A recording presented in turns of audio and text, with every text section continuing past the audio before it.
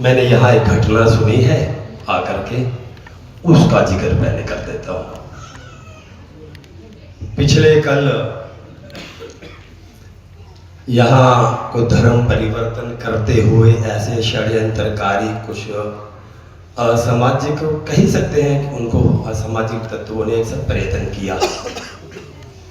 उनका षड्यंत्र फेल कर दिया गया बहुत योग्य रीति से और कानून के ढंग से, और वो होने नहीं दिया।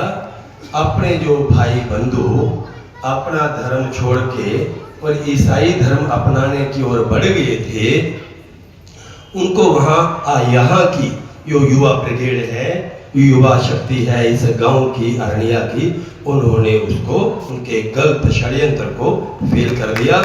मैं ये समझता हूँ ऐसे योग्य और युवाओं का अभिनंदन होना चाहिए, उनकी प्रशंसा होनी चाहिए। मैं उनका बहुत बहुत अभिनंदन करता हूँ। एक बार तालियों के साथ उनका अभिनंदन।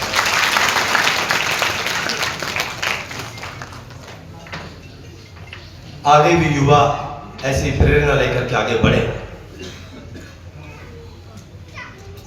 मंचासीन संत श्रेष्ठ पूज्य गंगाधर जी,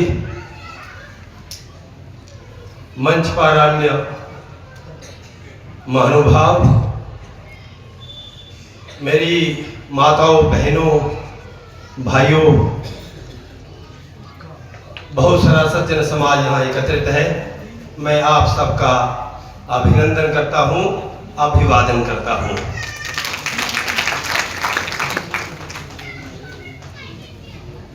बोलने के लिए तो मैं कुछ ढंग से आया था, परंतु मंच संचालक जी ने कह दिया कि नहीं भैया थोड़े में आ जाओ, तो थोड़े में उसको समेटने का प्रयत्न करूंगा महाराज। ये वर्ष 2025-26 है, 25 अभी खत्म ही हुआ है, बहुत विशेष है। हमें ध्यान में है भगवान बिरसा मुंडा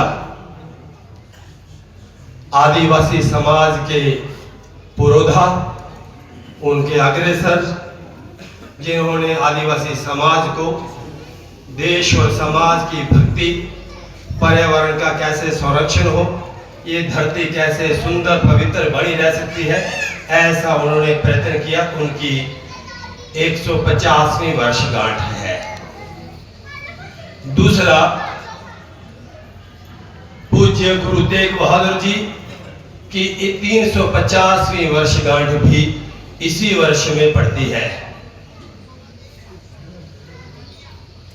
वंदे मातरम जिसका नाम लेते ही और अपने क्रांतिकारियों के दिलों में, उनके जीवन में देश के लिए कुछ कर गुजरने के लिए, बलिदान होने के लिए वो आग फैल जाती थी। ऐसे वंदे मातरम की भी 150वीं वर्षगांठ है। एक और कारण से ये 2025-26 वर्ष अति महत्व का है। यहाँ नाम भी आ गया है कि अपना जो एक संगठन है राष्ट्रीय स्वयंसेवक संघ, उसके भी अपनी इस सफलतम यात्रा के 100 वर्ष पूरे हो रहे हैं। ऐसी 100वीं वर्षगांठ है। राष्ट्रीय स्वयंसेवक संघ का कार्यकर्ता के नाते मुझे यहां बुलाया है बोलने के लिए, इसलिए वही बात रखूंगा। संघ को शुरू करने वाले डॉक्टर केशव बलिराम हेडगेवार, डॉक्टर होने के बाद भी डॉक्टरी नहीं करी। समाज में अनेक प्रकार से समाज उत्थान के जो काम चल रहे थे, देश को स्वतंत्र करवाने के लिए राजनीति का जागरण चल रहा था, क्रांतिकारियों में एक धारा बह रही थी और अनेक क्रांतिकारी वो शहीद हो गए, जिनमें खुदीराम बोस, राम प्रसाद बिस्मिल आदि आदि। ऐसे क्रांतिकारियों के साथ पूज्य डॉक्टर हेडगेवार जी ने सक्रिय भूमिका में और समाज जीवन जिया। राजनीति में भी और ऐसा सुंदर अनुभव उन्होंने प्राप्त किया। राजनीति में भी समाज को, देश को जागरण किया जाए, ऐसा उन्होंने अपना जीवन लगाया। परंतु ध्यान में आता है उनको इन सारे अनुभवों के आधार पर के कुछ अलग योजना ऐसी बनाई जाए जिससे देश स्वतंत्र हो, दोबारा गुलाम होने की गुंजाइश ना रहे। ये जो महापुरुष हुए हमारे देश में, उन सब की एक ही सपना था, उन सब का एक ही निष्कर्ष था कि भारत माता की जय और पूरी दुनिया में भारत माता की जय कहलावाना। डॉक्टर हेडगेवार जी या ऐसे सारे इन महानुभावों ने, महापुरुषों ने एक निष्कर्ष निकाल दिया था कि कुछ लोगों के द्वारा देश आजाद नहीं हो सकता। Some great people cannot make the nation great, but the greatness of the common people always make the nation great. ये उन्होंने निष्कर्ष निकाल लिया था कि कुछ चंद लोग और उनकी जो ग्रेटनेस है वो देश को स्वतंत्र नहीं करा सकती, देश को महान नहीं बना सकती। हर सामान्य व्यक्ति को अच्छा बनाना पड़ेगा, उसके सद्गुणों को बढ़ाना पड़ेगा, उसकी ग्रेटनेस को, उसकी महानता को बढ़ाना पड़ेगा, तब अपना देश जो है वो आजाद हो सकता है और फिर कभी गुलाम ना होने वाली स्थिति में बन सकता है।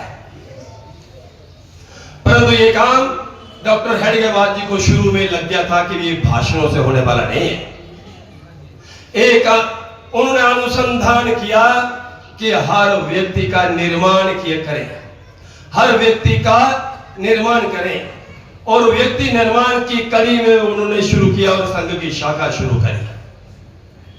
तीन बातें उनके ध्यान में आ गई थी कि अपना जो देश भारत है, इसमें जो हिंदू समाज है ये आत्म केंद्रित हो गया है, और दूसरी बात उन्होंने कही कि ये जो समाज है ये आत्म विस्मृत हो गया, ये भूल गया है कि हम दिग्विजय भारत के संतान हैं, हम विश्व गुरु भारत की संतान हैं, हम महान ऋषि मुनियों के संतान हैं।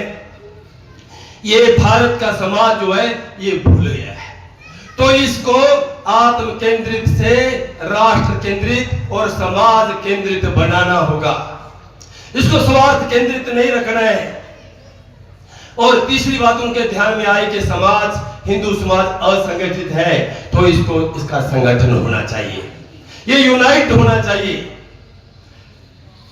भगवान कृष्ण जी ने भी अपने शब्दों में कहा है, हम ग्रंथों में पढ़ते हैं, संघे शक्ति कलो युगे, कल युग में संगठन में शक्ति होगी, इसलिए संगठन करना जरूरी है, एक होना आवश्यक है। अनेक वक्ताओं ने इस बात पर बल दिया है। 1925 के बीच में केवल एक डॉक्टर हेडगेवार जी थे और हिंदू समाज का संगठन करना इतना कठिन था, हिंदू समाज सारा ये सोचता था कि ये नहीं संभव है, ये मेंढकों को एक तराजू में तोलने के बराबर है, दो उठा के एक पलड़े में रखे, अगले दो उठाने के लिए पहले वाले दो टपोली मार के नीचे उतर गए होते हैं, संभव नहीं। ऐसे ही हमारा हिंदू समाज है। डॉक्टर हेडगेवार जी पुणे में गए, लोगों ने कहा भैया यहाँ नहीं हिंदू संगठन हो सकता है, ये जो नागपुर संगठन है संघ, ये नागपुर में बेचो, यहाँ नहीं बिकने वाला। परंतु मैं आपको बताऊं, केवल 2 वर्षों के बाद 1927 के बीच में 90 लोगों के द्वारा, जबकि 1925 में एक डॉक्टर हेडगेवार जी थे और 1927 में 90 लोगों का एक रूट मार्च निकला।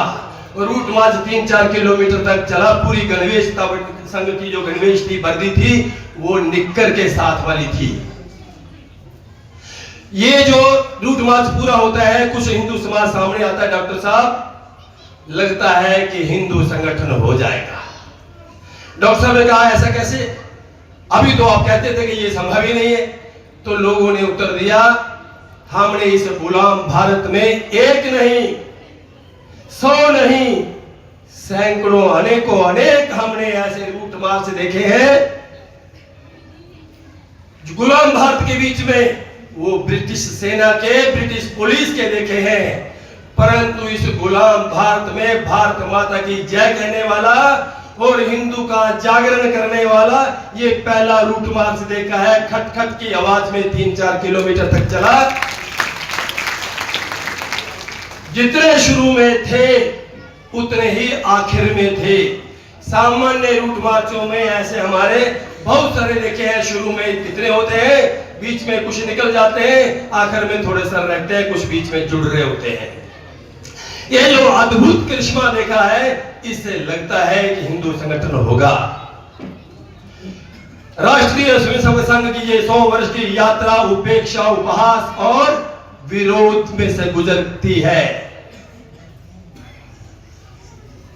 1948 के बीच में प्रतिबंध लगता है, देश आजाद हुआ था, और संघ पर प्रतिबंध लगता है। क्यों? कि महात्मा गांधी जी की हत्या हो गई होती है, जबकि संघ का कोई भी उससे लेना देना नहीं था। और ये सत्याग्रह करना पड़ता है। उस सत्याग्रह के आधार के ऊपर सैकड़ों 77,000 संघ के स्वयंसेवकों को, लोगों को और जेलों में ठूस दिया गया। अनेक प्रकार की यातनाएं दी गई।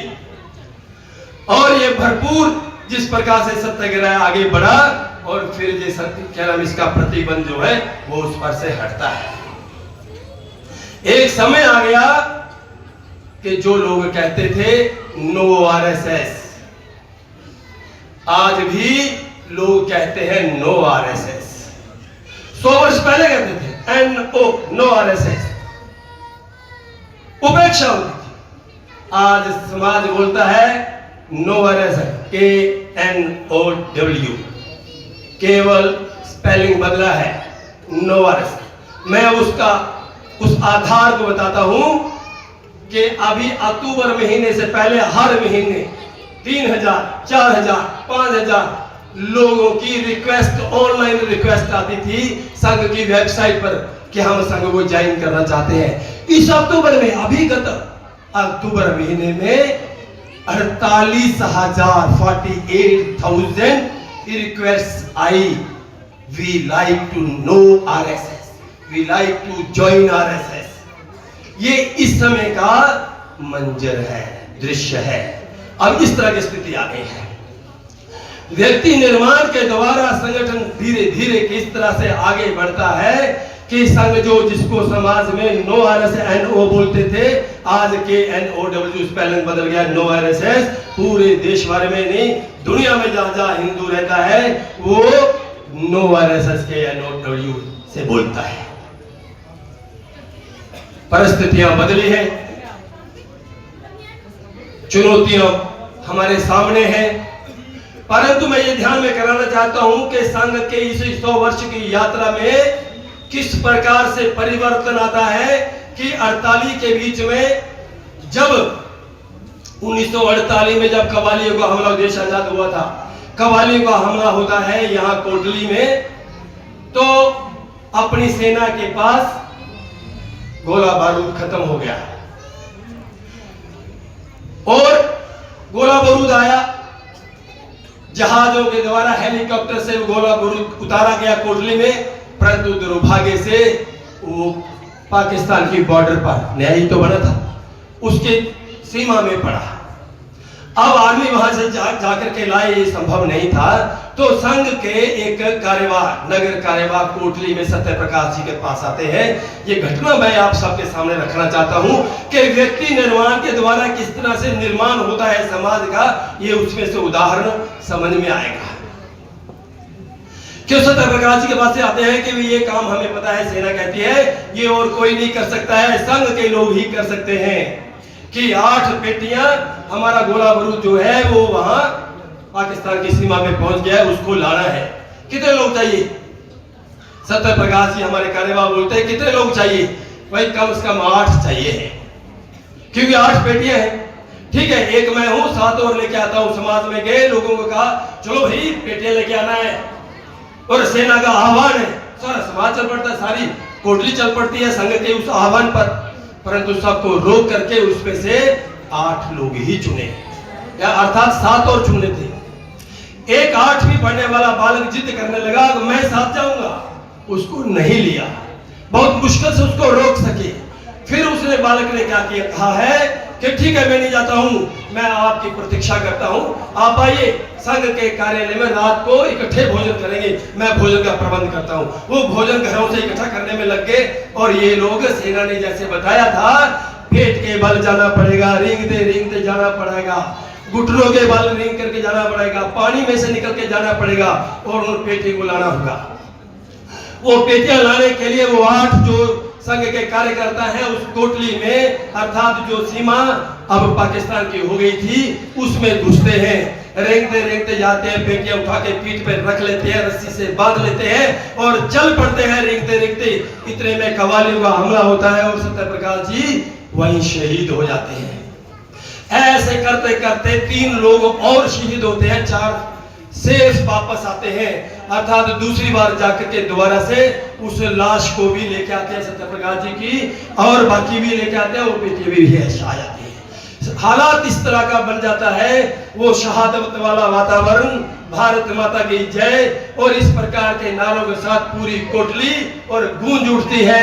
वो बालक 8वीं में पढ़ने वाला जो प्रतीक्षा कर रहा था कि भोजन हमने सबने उन 8 के साथ मिलकर कर रहा है, और वो हालत नहीं बची, उसके मन में भी आया कि मैं भी देश के लिए शहीद हो जाऊंगा।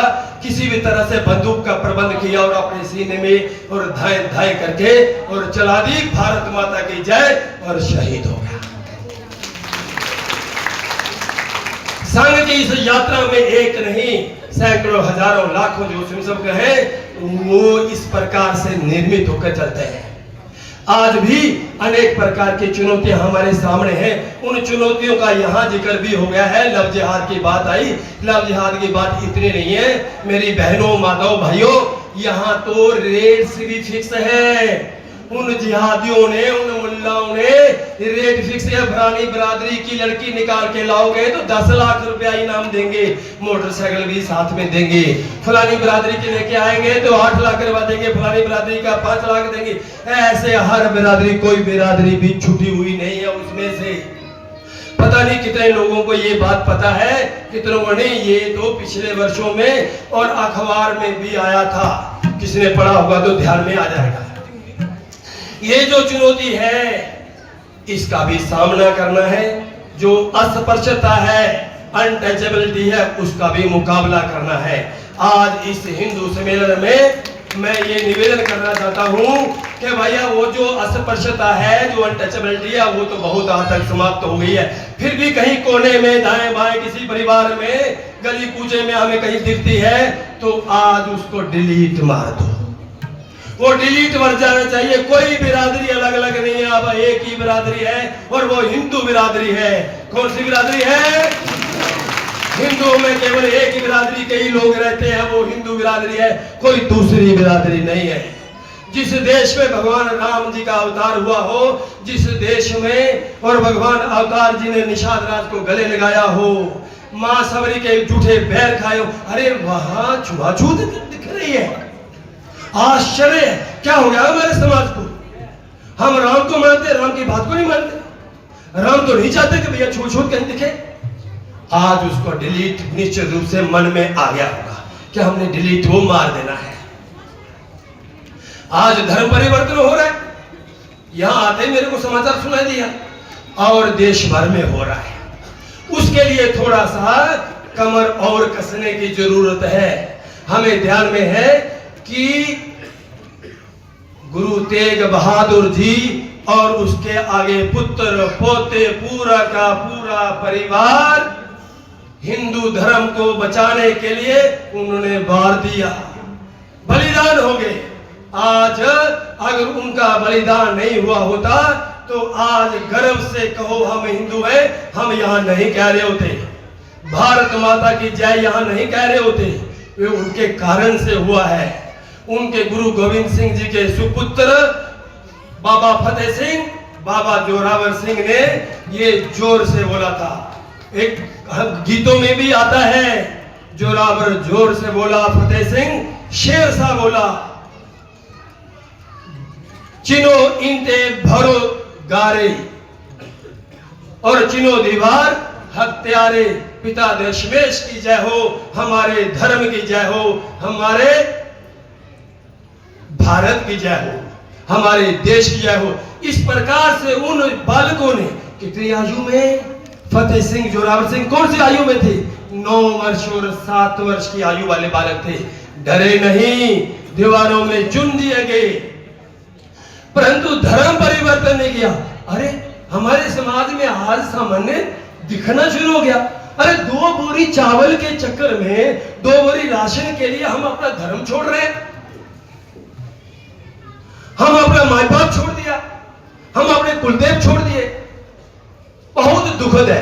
आज इस समाज में ये जो चुनौती दिखती है, इस चुनौती के सामने हम सब खड़े हो जाएं, हमारे जिम्मे काम ले लें। मैं ये करूंगा, मेरी भूमिका क्या रहेगी आगे के जीवन की, उस प्रकार से मुझे लगता है आगे बढ़ाना चाहिए। पंच परिवर्तन का विषय भी हमारे सामने है।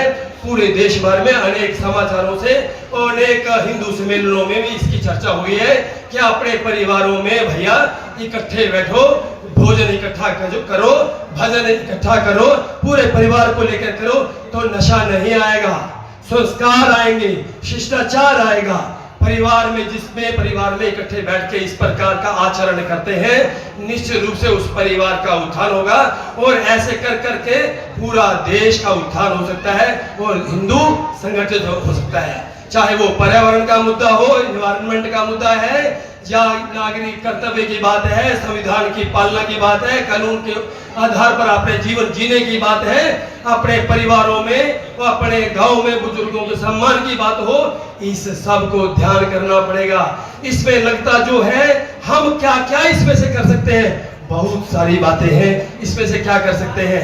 जो हिंदू समाज है, हिंदवा शूद्रा सर्वे ना हिंदू पतितो भवेत्। हिंदू जो है वो सगे भाई है, वो सब एक है, हिंदू पतित नहीं है। हिंदवा शूद्रा सर्वे ना हिंदू पतितो भवेत्। मम दीक्षा हिंदू रक्षा मम मंत्र समानता। मेरी जो दीक्षा है, मेरा जो मंत्र है, वो हिंदू की रक्षा करना है। ये मंत्र हर किसी के मन में आज अगर आ गया तो वो दिन दूर नहीं है कि हमारा देश दिग्विजयी भारत, विश्व गुरु भारत वो निश्चित रूप से बन जाएगा। इतना ही आज मैं इस अवसर पर कहना चाहता हूँ। भारत माता की जय।